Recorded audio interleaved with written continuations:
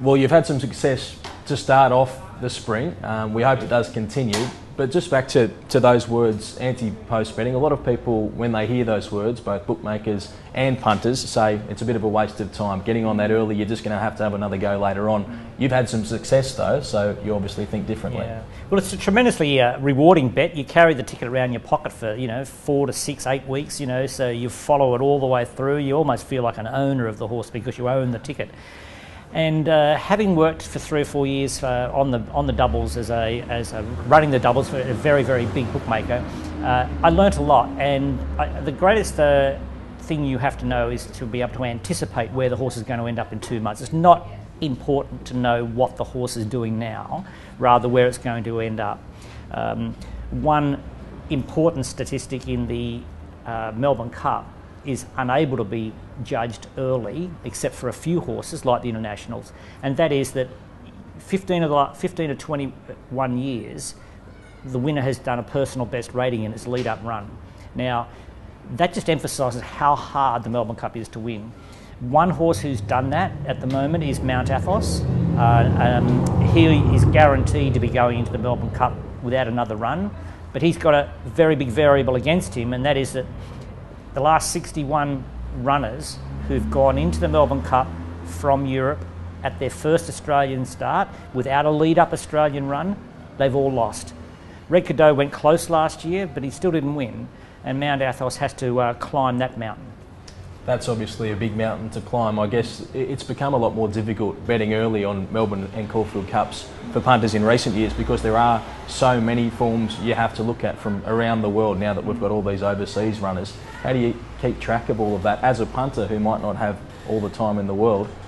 How do you keep track of it all? Well, we have a database that has access to collateral form, and so I can confidently say that on the figures I've studied so far, Mount Athos and Quest for Peace are the best 2 international horses. I think Mount Athos has got in under the handicap.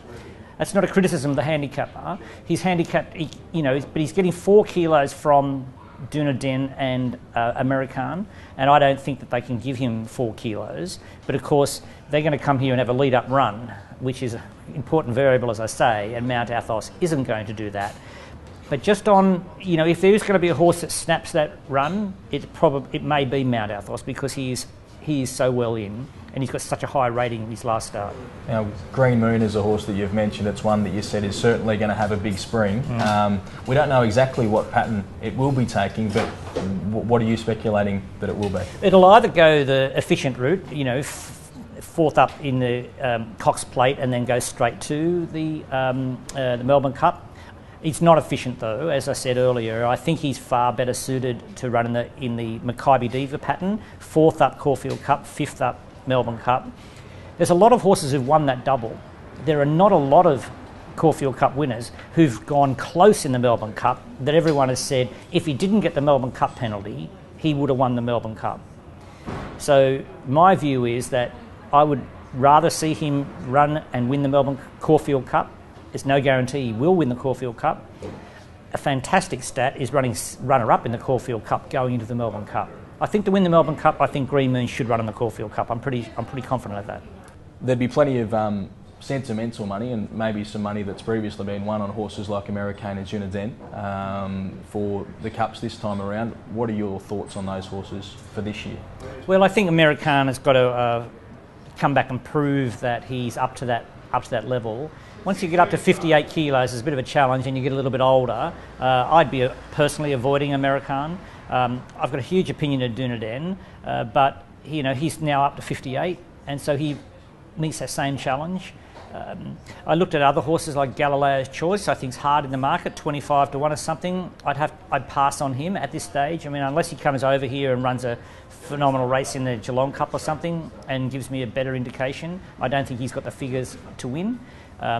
He can't match Green Moon, for instance, and is weighted similarly.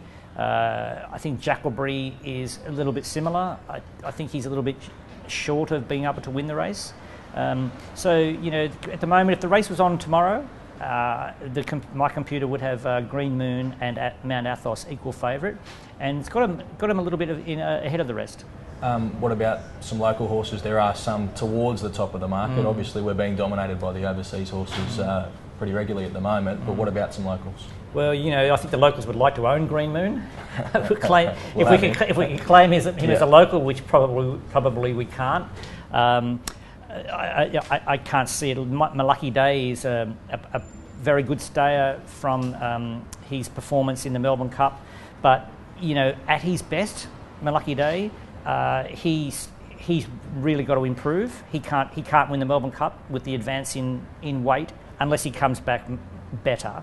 And so with a year off and one run in, he'd have to show something before. But there's water to travel under the bridge. The one international I didn't mention was Quest for Peace.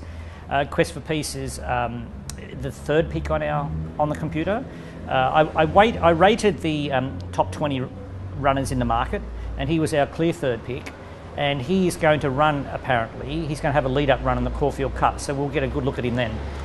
Is it a race where you would recommend people try and get on early? Or oh, are you better off because, waiting? absolute certainty, you're going to have a bet in the Melbourne Cup on the day.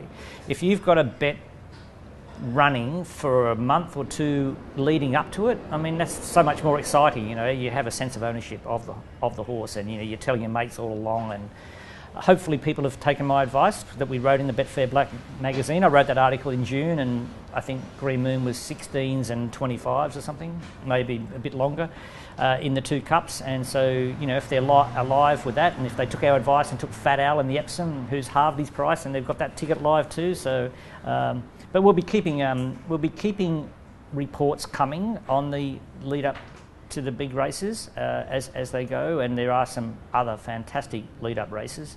So we'll keep posted.